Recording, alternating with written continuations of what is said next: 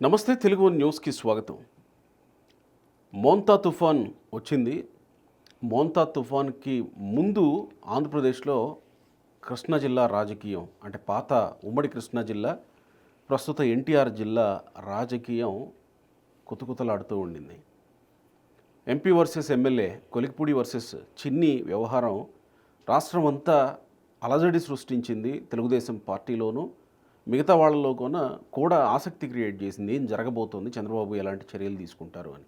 అప్పుడు పల్లా శ్రీనివాస్తో కొంతమంది మండల స్థాయి నాయకులు మాట్లాడారట, కానీ వాళ్లతో ఏం క్లారిటీ రాలేదు అని తెలుస్తుంది.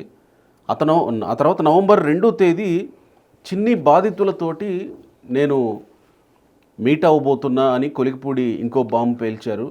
ఆయన ఎక్కడ తగ్గుతున్నట్టు కనబడలేదు. మరి చంద్రబాబు పిలిపిస్తారా? చర్యలు ఏమన్నా ఉంటాయా? లేదా మోంతా తుఫాన్తో పాటు ఈ ఇష్యూ కూడా కొట్టుకుపోయినట్టే అని అనుకోవాలా? అడుసుమిల్లి శ్రీనివాసరావు గారు, కమ్మ కార్పొరేషన్ డైరెక్టర్ ఉన్నారు మనతో. నమస్కారం అడుసుమిల్లి గారు. నమస్కారం అండి.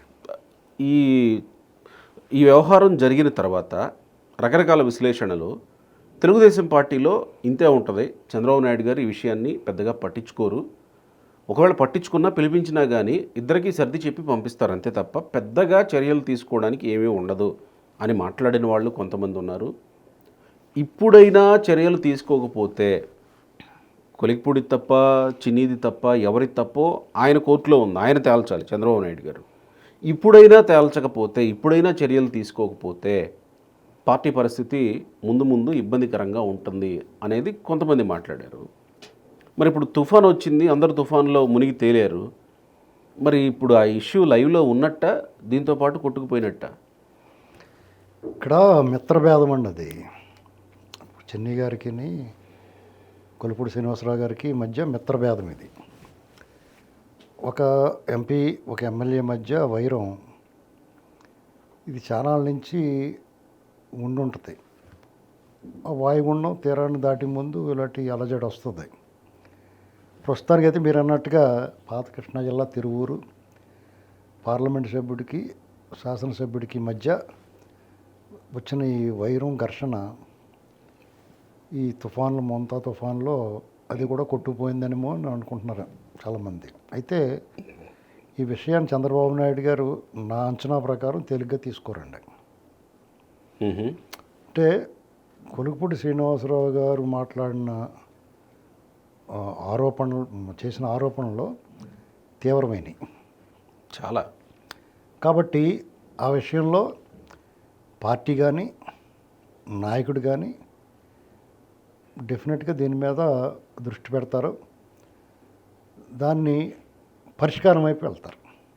పరిష్కారం అంటే ఇద్దరి మధ్య సయోధ్య లేకపోతే అలాంటిది ఏమి ఉండదండి.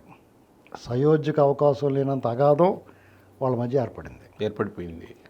ఎందుకంటే ఆయన ఒక మీడియాలో కూర్చొని మాట్లాడిన శ్రీనివాసరావు గారు అలా మాట్లాడకపోతే ఏమైనా సయోధ్యకి ఏమైనా అవకాశం ఉండేదేమో. సయోధ్యకి అవకాశం ఉండకుండా ఉండాలని శ్రీనివాసరావు గారు కోరుకున్నట్టు నాకు అనిపించింది.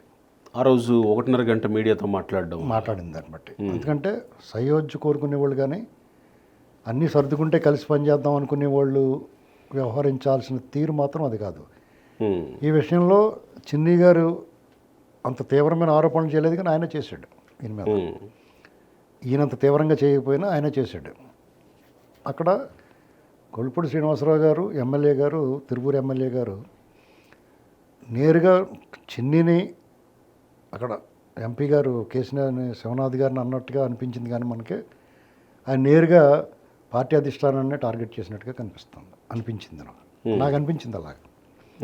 కాబట్టి ఈ విషయంలో ఏమాత్రం జాప్యం చేయకుండా వాళ్ళ మీద ఈ సమస్యని ఆయన పరిష్కారం చేయాలి. సమస్యను పరిష్కారం చేయడం అంటే చేస్తారా అనేదే చర్చ. డెఫినెట్గా చేయకపోవచ్చేమో, వదిలేయచ్చేమో అనే చర్చ నడుస్తుంది. డెఫినెట్గా చేస్తారండి. ఎందుకంటే ఇది మాలాంటి వాళ్ళు లేకపోతే మీలాంటి వాళ్ళు మీడియాలోనూ సాధారణమైన వ్యక్తులు మాట్లాడితే అది వేరే కదా. ఒక ఎంపీ, ఒక ఎమ్మెల్యే, అల్టిమేట్గా వాళ్ళిద్దరు కూడా కొత్త పార్టీకి.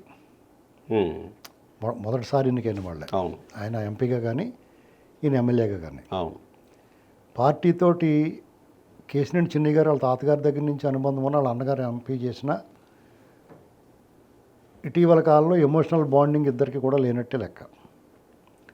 పార్టీతోటి ఎమోషనల్ బాండింగ్ లేని వాళ్ళు పార్టీ ప్రతినిధులుగా, ప్రజాప్రతినిధులుగా ఉన్నప్పుడు వచ్చే ఇలాంటి సంఘటనలు జరుగుతూ ఉంటాయి. అంటే పార్టీతోటి అనుబంధం ఉన్నవాళ్ళు వాళ్ళ వయసుల రీత్యా పార్టీ ఆవిర్భావం నుంచి ఉన్న కార్యకర్తలు ఉన్నారు, నాయకులు ఉన్నారు.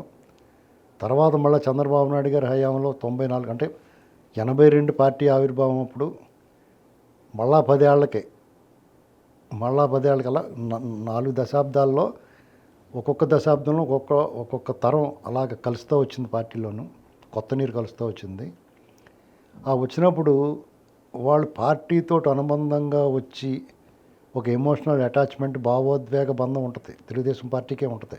యాక్చువల్గా మిగతా రాజకీయ పార్టీలకి తెలుగుదేశం పార్టీకి ఉన్న వ్యత్యాసం అది. పార్టీలో ఎమోషనల్గా అటాచ్మెంట్ ఉన్న పార్టీ భావజాలంతో కమిట్మెంట్ తోటి పనిచేసి కూడా తెలుగుదేశం పార్టీలో ఉంటారు.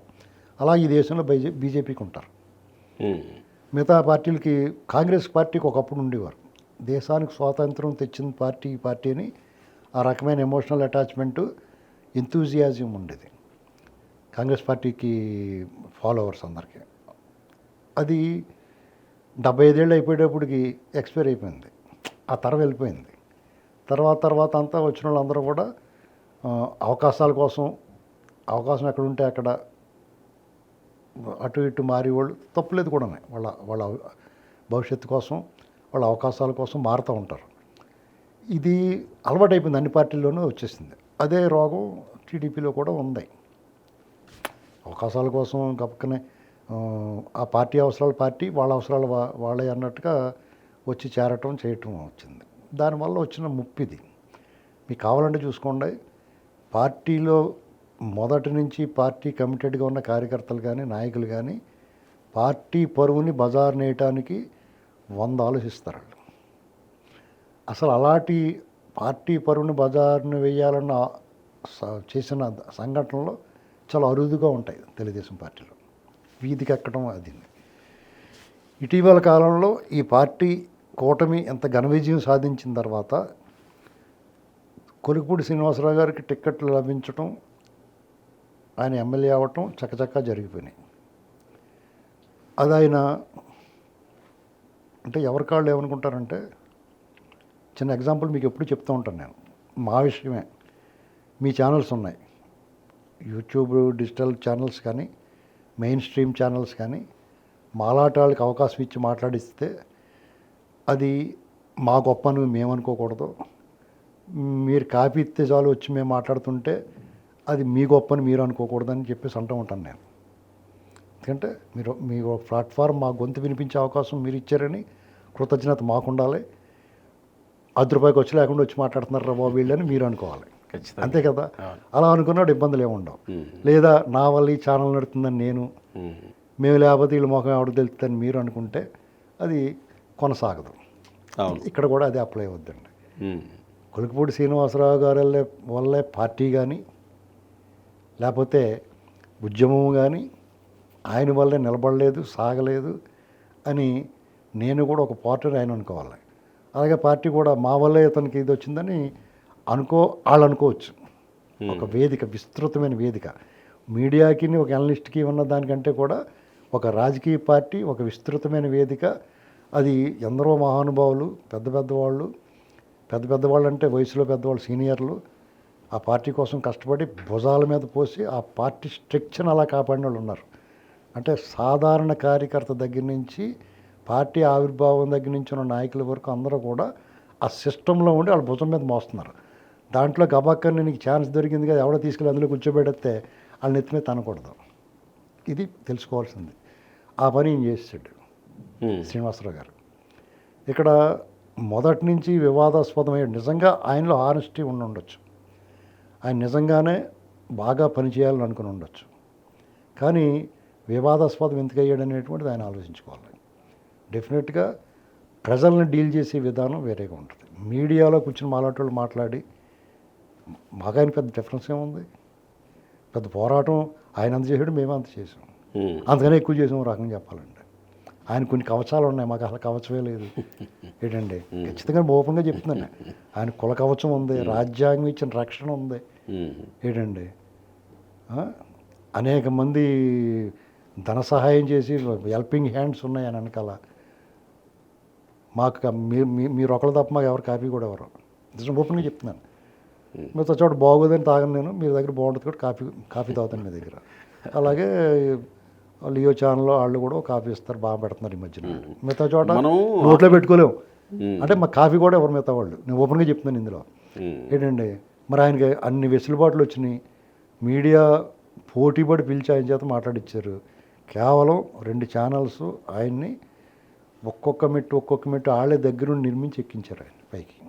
అది ఆయన ప్రతి క్షణం గుర్తుపెట్టుకోవాలి. ఇవాళ ఆయనకు బాధ కలిగి ఉండొచ్చు, నా నియోజకవర్గంలో వాళ్ళ పెత్తనం ఏంటనేటువంటి బాధ ఉండొచ్చు. ఆత్మగౌరవం డెఫినెట్గా ప్రతి ఒక్కరికి ఉంటుంది. ఆత్మగౌరవం ప్రశ్న. ఆ ఆత్మగౌరవం నిలుపుకుంటానే చాకచక్యంగా రాజకీయంలో వాళ్ళకి అవకాశం ఇచ్చిన వాళ్ళని తోలనాడటం కానీ, ఆ వేదికను కానీ, ఆ పార్టీకి ఉన్న అభిమానులు కానీ ఆయన గాయపరచకూడదు. ఇది ఆ స్పృహలో ఉండి చేయాలి. లేదా నేనే గొప్పవాడిని, నేను ఏమైనా చేయగలను, లేకపోతే నేను వీధికెక్కి మాట్లాడగలను కూడా నథింగ్, ఏమవదండి, ఎవరికి ఏం ఉండదు. అలాగే ఎంపీ గారు కూడా ఈ విషయాన్ని ఎంత చేయటం ఆయనకి తగదు. వాళ్ళు ఎంపీ గారి వెర్షన్ ఇప్పటివరకు వినలేదు మనం. అవును. వీళ్ళిద్దరూ అధిష్టానం పిలిచిన తర్వాత ఏమవుద్దు అనేటువంటి డిసిషన్ ఇంకా రాలేదు. కాబట్టి మనం అప్పటి వరకు దాని మీద ఏం వ్యాఖ్యానించడానికి లేదు. ఎవరు తప్పు ఏంటి అనేటువంటిది మనం జడ్జి చేయలేం. కానీ ప్రస్తుతానికైతే శ్రీనివాసరావు గారు ఆయన కనపడుతూ ఉన్నాడు. ఆయనకి వ్యతిరేకంగా ఆయన ఏమంటున్నాడు, చిన్ని గారికి వ్యతిరేకంగా ఆయన బాధితులందరినీ మీటింగ్ పెడతానంటున్నాడు. ఆల్రెడీ ఈయన బాధితులందరూ మీటింగులు యూట్యూబ్లు ఎక్కి మాట్లాడుతున్నారు. ఏంటండి, ఇది ఇంతకు తెగిలాగా లాక్కుండా ఉంటే మంచిది. ఒకవేళ కొల్పూడి శ్రీనివాసరావు గారు ఏమనుకోవచ్చు అంటే తెగేదాకా రాలేదు అనే ఇంకా అనుకుంటున్నారా మీరు? లేదు, నేను తెగిపోయింది అనుకుంటున్నాను. అంటే ఆయన రాకుండా ఉండాల్సిందంటున్నాను. ఇప్పుడు ఆయన ఏమనుకుంటున్నాడు అంటే, ఇప్పుడు జగన్మోహన్ రెడ్డి చాలా బలవంతుడు, చంద్రబాబు నాయుడు గారు ఈ టీడీపీ అంతా కొంచెం వెనక ముందు ఆలోచిస్తారు, కులం అంటే భయం, వీళ్ళకి వీళ్ళు ఏం మాట్లాడరని అనుకుంటున్నాడు ఆయన. కొంతమంది అగ్రెసివ్గా వెళ్ళి అవతల మడతెట్టేస్తారు, వీళ్ళు ఏమీ మాట్లాడకుండా మడతెట్టేస్తారు. అది గుర్తుపెట్టుకోవాలి. ఎందుకంటే ఇది చరిత్ర చెప్పిన సత్యం. చంద్రబాబు నాయుడు గారు ఎంత సహనంగా ఉంటాడో, ఎంత వెసులుబాటు ఇస్తాడో, ఎంత ప్రోత్సహిస్తాడో, తేడా వస్తాడు మొహం కూడా చూడడం ఉంది. ఈ మాట కూడా ఉంది ఆయన గురించి.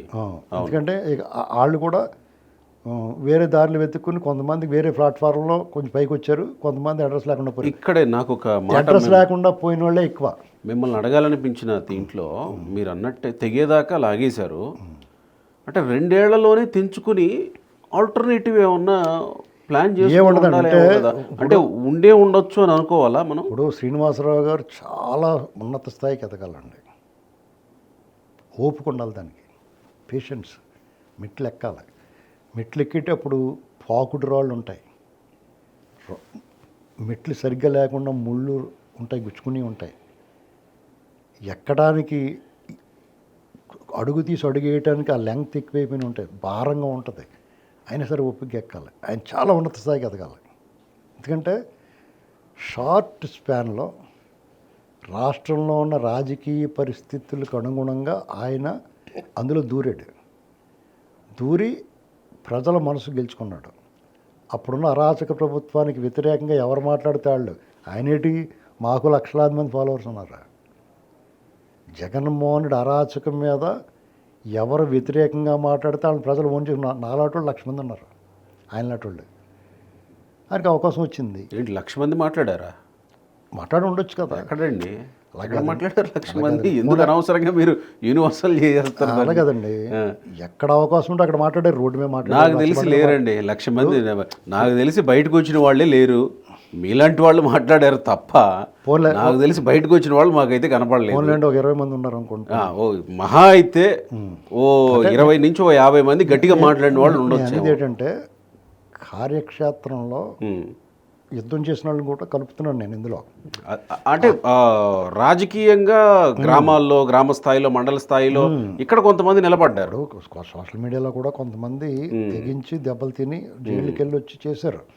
ఎవరిని తక్కువ చేయకూడదు, అంటే మనమే గొప్ప, మనమే మాట్లాడేమని అనకూడదు. నేనేమంటానంటే మీడియాలో ఈ స్థాయిలో అగ్రెసివ్గా మాట్లాడలేదు అంటుంది, గ్రామ స్థాయిలో మాట్లాడలేదు అనట్లేదు. ఉన్నారు డెఫినెట్గా గ్రామ స్థాయిలో వాళ్ళు పోరాటం చేయకుండా ఈ స్థాయికి తెలుగుదేశం పార్టీ ఎట్లా వచ్చింది. ఇప్పుడు ఆ మాటకు వస్తే ఇవాళ చాలామంది మాట్లాడుతున్నారు, కానీ నేను కానీ అఫ్సాన్ రాజేష్ గారు కానీ, పొలిపూడి శ్రీనివాసరావు గారు కానీ, బాలకోటయ్య గారు, జడా శ్రవణ్ గారు, వీళ్ళందరూ మాట్లాడారు, జడ్జి రామకృష్ణ గారు, వీళ్ళందరూ కూడా ప్రతిరోజు అగ్రెసివ్గా ఒక రకంగా చెప్పాలంటే మా జోలికి రాలేదు, ఇందుకో మేము బూతులే మాట్లాడలేదు కాబట్టి ఏమో, కానీ ఒక రకంగా వాళ్ళ థ్రెట్ చంద్రబాబు నాయుడు గారు అరెస్ట్ లేకపోతే మాకే రౌండ్ బూర్లు గీర్లు గారెలు పెడితే మాకు పట్టుకెళ్ళి ఏంటండి లక్కీగా తప్పించుకున్నాం మేము. ఒక రకంగా చెప్పాలంటే మేమేమి నా వెనకాల కారు వస్తుంది గుద్దే, నిజంగా నా వెనకాల కారు వచ్చింది. నేను TV5లో మాట్లాడి ఇంటికి వెళ్ళే లోపల JNT వరకు కూడా నన్ను అనుసరించి కారు ఫాలో అయ్యేది. ఒక క్వాలిస్ చెప్తున్నాను నేను, నెంబర్ ప్లేట్ లేని క్వాలిస్. నేను ఎప్పుడు కూడా నేను ఒక నెంబర్ ప్లేట్ లేనిది అందులో దుక్కల్లాగా ఉండేవారు, ఎద్దుల్లాగా నలుగురు ముగ్గురు ఉండేవారు. నాకు భయం వేసేది ఒక్కొక్కసారి. భయం ఎత్తమంటే ఏమో సడన్గా వచ్చి గుద్దేస్తాను, చిన్న కారు నాది. అవును, మీరు సింగిల్గా డ్రైవ్ చేసి, నేనే సింగిల్గా డ్రైవ్ చేసుకుని వెళ్ళేవాడిని. అప్పుడు నేనేం చేసేవాడిని అంటే, సరే రాజేష్ గారికో మీకు ఎవరో ఒకరికి మనకు బాగా సన్నిహితంగా ఉండేవాళ్ళకి ఫోన్ రెడీగా పెట్టుకుని, ఆ లొకేషన్ లైవ్ లొకేషన్ రెడీగా పెట్టుకుని ఉండేవాడిని నేను. ఫోన్ అలా పక్కన పెట్టుకుని గబక్కని వాళ్ళు అటాక్ చేస్తే వాళ్ళు గుద్దేసి లోపల వాళ్ళకి లైవ్ లొకేషన్ పెడదాంలే అని. లక్కీగా ఎందుకో కానీ నన్ను వాళ్ళు అలా 10 సార్లు పైన జరిగింది, 10 సార్లు పైన జరిగింది. నేను బాగా సన్నిహితంగా ఉన్న రాజేష్ గారికి మీలాంటి ఒకళ్ళిద్దరు చెప్పాను తప్ప ఎవరికి చెప్పి ఇగో నా వెనకాల ఇలా వస్తున్నారు, నన్ను ఇలా దాడి చేయడానికి చూస్తున్నారు, పలానా కారు వాళ్ళు ఫోటోలు తీసి పెట్టి ఇవన్నీ చేస్తే టపాలమో నాకేది ఇచ్చేద్దరేమో అంటే ఆ టైపు మనం ప్రచారం అంటే దాన్ని మనం భయపడుతున్నట్టుగా కనిపించకూడదు. 10 మందికి నేను ధైర్యం చెప్పేవాడిని. ఎందుకంటే 2021లోనే వీళ్ళ పని అయిపోద్ది, వీళ్ళందరూ దేశం వదిలి పారిపోతారని చెప్పినవాడిని నేను. 2020లోనే రేపో మాపేతం జైల్లో పోతాడో ఏం పర్లేదని చెప్తూ ఉండేవాడిని. షిండే ప్రయోగం జరుగుద్ది, ఆ టైపు షిండే ప్రయోగం జరగకముందే షిండో ప్రయోగం ఇక్కడ జరుగుద్దని చెప్పేవాడిని నేను. కాబట్టి చాలామందికి ఉపశమనంగా ఉండేది. అది ఎవరైతే ఉపశమనం పొందేవారో వాళ్ళు ఈ వీడియో చూస్తే అది నిజమే, నేను చెప్పింది నిజమే వాళ్ళు నమ్ముతారు. ఎందుకంటే వాళ్ళకి ఒక ధైర్యం చెప్పేవాడిని నేను.